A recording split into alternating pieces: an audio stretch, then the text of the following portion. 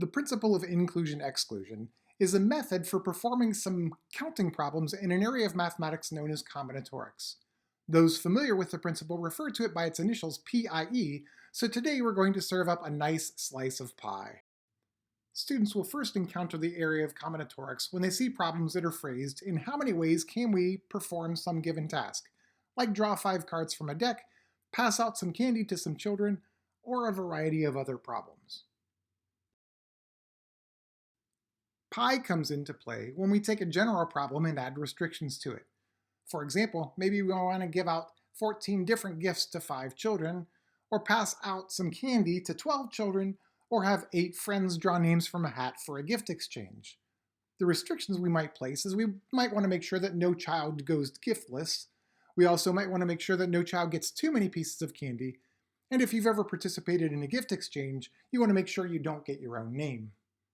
The purpose of this video is to focus on the very last problem here with the gift exchange, but at the same time explain exactly why pi works, because it does seem mysterious when you look at the formulas for the answers we get.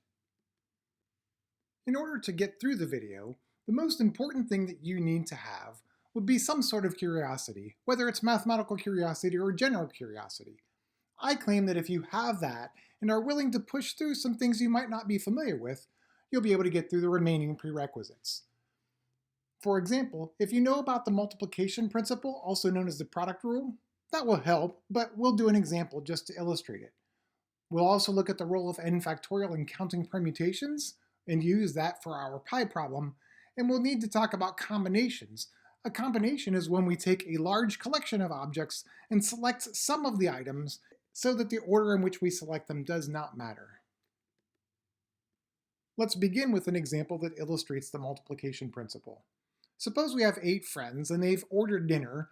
They're going to draw 2 names from a hat to decide who goes to pick it up.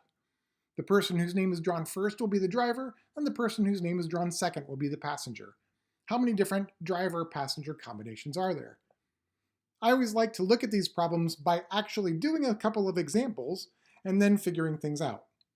For example, if Dante's name is drawn first and then Habib, Dante will drive, Habib will be the passenger. On the other hand, if Fawn's name is drawn first and then Graham, Fawn drives, Graham is the passenger, but if Graham's name is drawn first and Fawn's second, then Graham drives and Fawn is the passenger. A rather crude way of determining the number of possible pairings would be to list out each and every one of them. So we'll do that, which will help us illustrate the multiplication principle. We could first list out all of the drivers, and then pair up each driver with all of the possible passengers. Since a driver can't be their own passenger, every driver would be paired up with 7 passengers, which in this little table gives us 8 rows and 7 columns, for a total of 8 times 7, which is 56 different possible pairings. And this is an illustration of the multiplication principle. If you have a task you want to perform, and it can be performed in 2 steps, the number of ways to do the task will be the product of the number of ways for each of the 2 steps. Now let's do something that involves factorials. We still have our 8 friends, and it's nearing the gift-giving season. They want to have a gift exchange. They put all the names back in the hat. The person whose name is drawn first will be who Arthur buys for. The person whose name is drawn second will be who Betty buys for, and so forth. How many gift exchanges are possible? Just as before, I like to have an example listed out. So we throw down the names, and then maybe Arthur buys for Fawn, Betty for Carlos, Carlos for Habib, Dante for Arthur, and so on. How many ways can we perform this task? Well, when it's Arthur's turn to reach into the hat, there are 8 names in the hat. So there are 8 choices for who Arthur buys for. But then when it's Betty's turn, Arthur has already removed a name, so there are only 7 names left. And similarly, Carlos, there are only 6, and so on down the line. So overall, there are 8 times 7 times 6, all the way down to 1, which is commonly known as 8 factorial. In general, n factorial, which is written n followed by an exclamation point, is the product of all numbers from n down to 1, and it counts the number of ways to permute or arrange n distinguishable objects, like we saw names from a hat. 8 factorial is 40,320, And for informational purposes, we define 0 factorial to be equal to 1. I can't really get into the details in this limited time. We'll just have to accept that for now. Now, if you've participated in a gift exchange, you know that the first one we saw was a good one because nobody drew their own name. However, in this particular gift exchange, we have a bit of a problem because Betty, Dante, Evita, and Graham all draw their own names. So we would want to exclude this from all the possible choices. There's that word, exclude. We include the good ones, we exclude the bad ones. How would we do this? Well, someone might say, let's start with all the possible selections that we could have, and then let's give Betty, Dante, Evita, and Graham each of their own names, and distribute the remaining names to Arthur, Carlos, Fawn, and Habib so that none of them get their own names. However, if we could ensure that none of the 4 friends would get their own names, shouldn't we be able to extend those ideas so that none of 8 friends get their own names? So that doesn't quite do what we need it to do.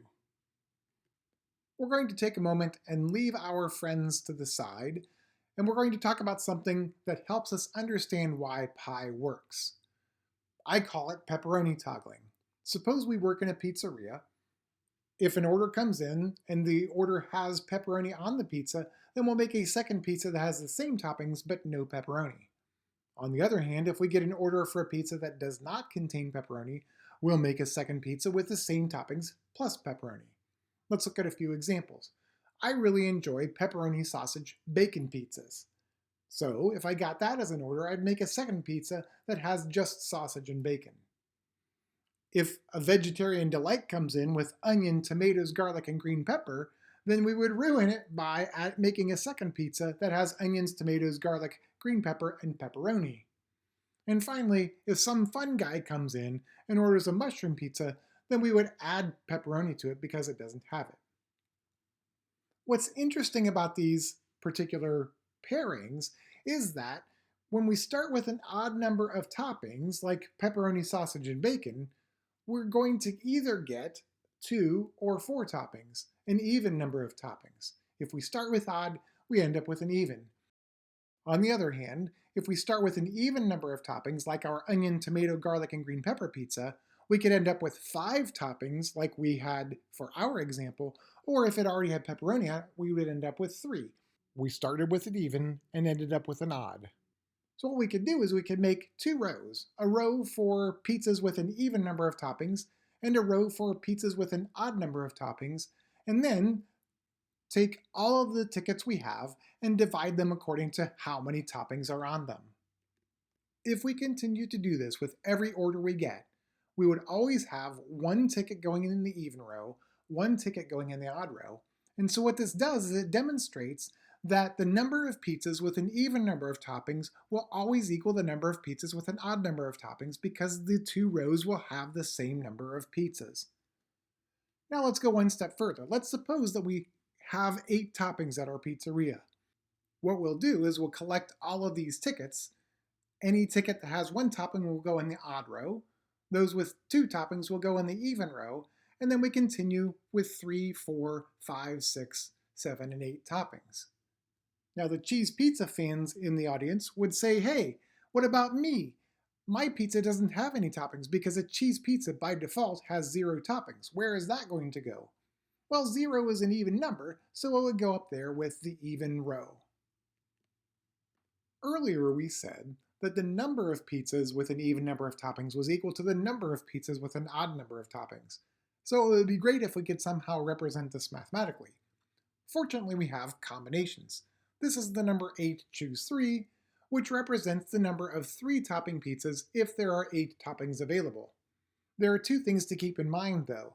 First of all, we cannot repeat a topping. So a 3-topping pizza cannot be a double pepperoni onion pizza. It has to be 3 different toppings.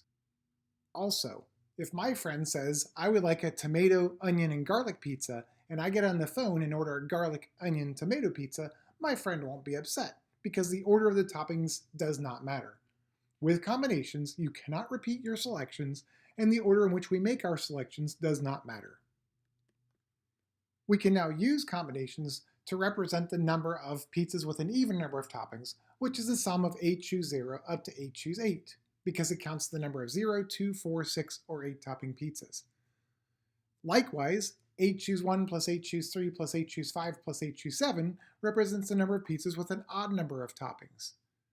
Because the number of pizzas with an even and an odd number of toppings are equal, we can set these two expressions equal to each other. We can also perform a little bit of algebra and subtract all the terms from the right side so that they're on the left side, and then rearrange the terms to get this alternating sum 8 choose 0 minus 8 choose 1 plus 8 choose 2 and so forth.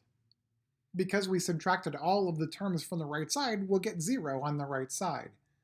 Just so you can verify this, here are the values for each of these combinations, which we'll talk about how to derive later.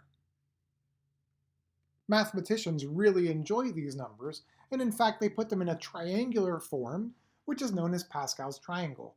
The bottom row represents the number of pizzas you can make if there are 7 toppings available.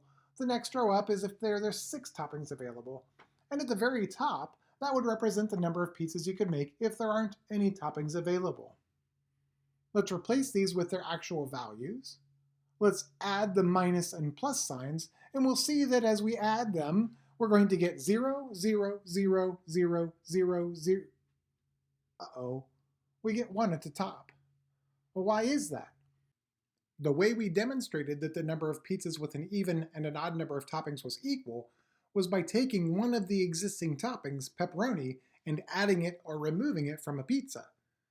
Well, the top row represents pizzas where we don't have any toppings to put on, and so we can't do that pepperoni toggling. So it's true, the number of pizzas with an even and an odd number of toppings will be equal, provided we have at least one topping to toggle. Now, believe it or not, this idea where we have these alternating sums giving us 0 almost all the time is precisely why pi works the way it does. So let's return to our friends. Remember, there are 8 factorial ways the friends can draw their names from a hat.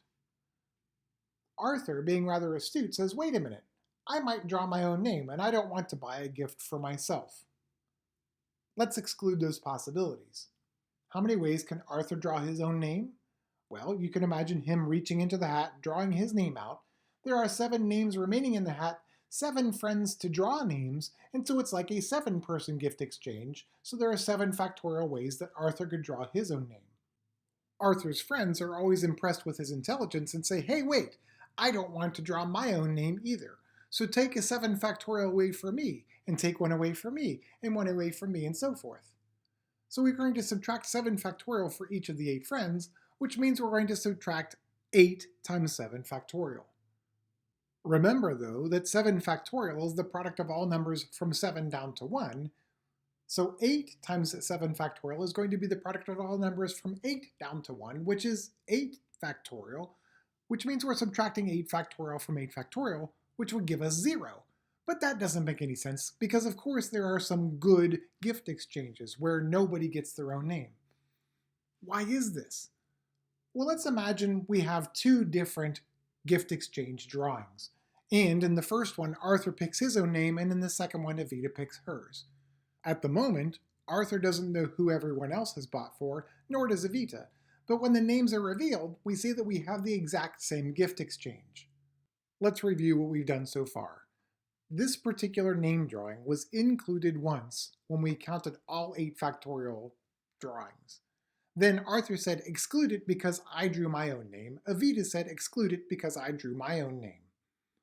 This means that the net number of times this particular name drawing has been counted is currently at -1.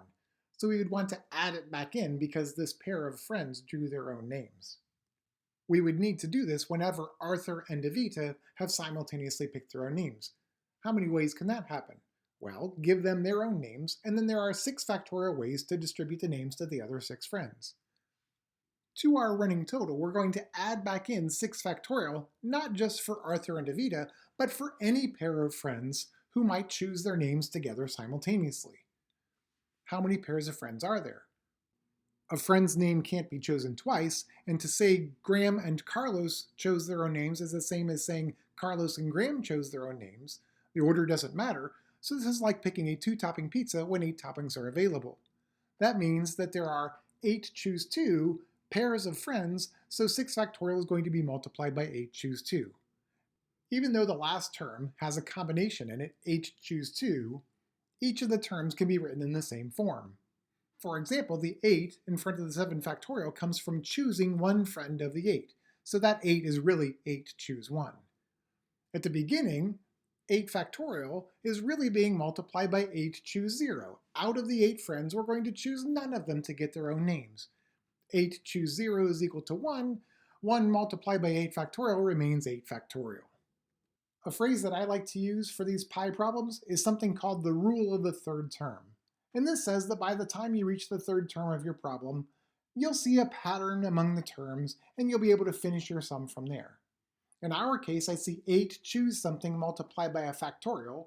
The somethings we're choosing go 0, 1, 2, so I think it'll continue 3, 4, 5. The factorials go 8, 7, 6, so I think that will persist and go 5, 4, 3. And so this is what we end up with.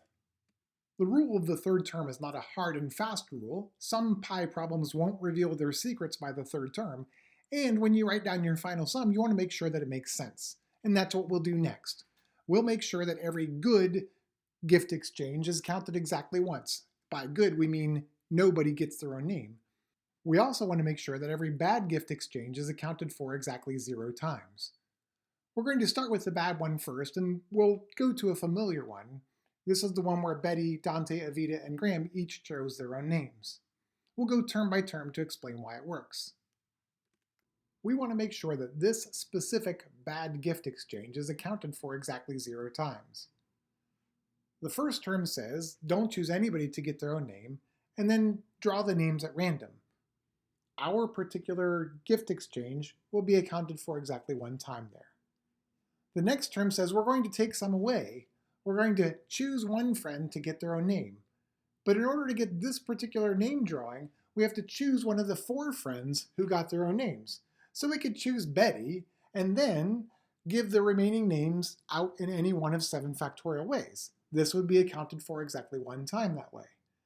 In a similar way, we could have chosen Dante, Evita, or Graham to get their own name and subtract 1 for each of those possibilities.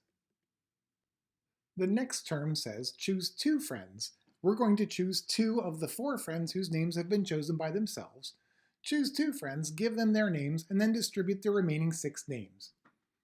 We could select Betty and Dante to get their own names, and then when we distribute the remaining 6 names, this particular distribution will be one of the possible 6 factorial overall. We could get Betty and Evita, Betty and Graham, Dante Evita, Dante and Graham, or Evita and Graham. In the next term, we have a minus 8 choose 3, which means we're going to subtract anytime we get 3 friends who chose their own names. If we choose 3 among the 4, it could be Betty, Dante, and Evita, Betty, Dante, and Graham, Betty, Evita, and Graham, or Dante, Evita, and Graham. And finally, the last term that we really need to worry about is the 8 choose 4. It says choose 4 friends, but we have to choose 4 friends whose names have been chosen by themselves, which is all 4 of our friends, and then add 1 because this particular name drawing is just one of the 4 factorial in which these 4 friends got their own names. Let's collect our 1s in an organized fashion. First, we had a plus 1, and then 4 minus 1s, and then 6 plus 1s, 4 more minus 1s, and a plus 1. This sum equals 0, not by coincidence, but because these are precisely the combination numbers. We first chose none of the 4 friends, then one of the 4 friends, 2, 3, and 4 of the 4 friends, which gives us 0. This alternating sum equals 0 not because we chose 4 friends, but because we chose at least 1 friend to get their own name, and this will be true all the time because the alternating sum of those combination numbers always equals 0. We now demonstrate that all good gift exchanges are accounted for exactly 1 time, using a familiar one. The first term, 8 choose 0, says don't pick anybody to get their own name, and then just distribute the names arbitrarily to the 8 friends. This will be counted once. The next term, 8 choose 1 times 7 factorial, says pick someone to get their own name, but because none of our friends have had their own name chosen, we don't have to worry about that for this one. This corresponds precisely to the 0 choose 0 row of Pascal's triangle, and so we'll get exactly 1. The bookkeeping for pi is done by the alternating sum of those rows in the triangle we saw earlier. Let's recap. First, we don't choose any friends to get their own name, and just distribute the names in an arbitrary fashion. Then we subtract by choosing one of the friends to definitely get their own name, and distribute the remaining 7 names in an arbitrary fashion. Then we do the same thing with 2. We pick 2 friends to get their own names, distribute the remaining names, and then 3, and so on. We can verify that our formula stops at the right place because the very last term says choose all 8 friends to get their own names, and then distribute the remaining 0 names in an arbitrary fashion. This is why we want 0 factorial to be defined to be equal to 1. Let's now calculate our answer. To do this, we need to know what 8 choose anything is. 8 choose 1 is just 8 divided by 1. To go to the next one, 8 choose 2, we add a factor in the numerator and 1 in the denominator, counting down in the numerator and up in the denominator. From there, 8 choose 3, 8 choose 4, and so on, follow naturally. Although this answer is just given to you, you can see how it would naturally generalize. We can now substitute all the combinations in our formula and end up with this wild thing. But let's focus on one of the terms, this one in particular.